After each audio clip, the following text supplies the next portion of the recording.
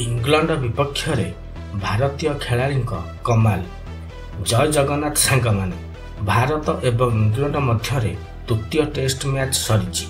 यही मैच बहुत रोमांचकपूर्ण होता जो भारतीय खेलाड़ी कमाल देखा मिली। सांग माने आपण माने समस्त जदि भारतीय खेलाड़ी को भल पाउथांती ताहले यही वीडियोटी को संपूर्ण देखिए एवं गोटे लाइक करदे। चैनल को सब्सक्राइब करने को भूलिबनी। एथर आसंतु जानिबा आम खेलाड़ी कमाल विषय। यही तृतीय टेस्ट मैच रे भारत दल प्रथम बैटिंग करने को आसी प्रथम पाली रे समस्त विकेट हराई 445 रन लक्ष्य इंग्लैंड आगे रखिथला।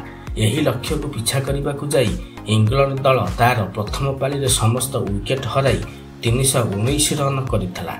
एहा पर भारत दल तार द्वितीय पाली खेलिबा आरंभ करथिला। एही द्वितीय पाली रे दल 4टी विकेट हराई 430 रन करी पाली को डिक्लेयर करथिला।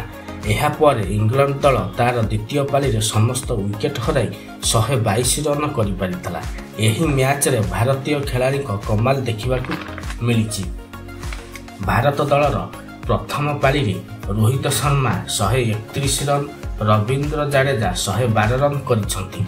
सरफराज खान तांकर प्रथम टेस्ट मैच खेलिचंती, से भी 62 रन करिसंती।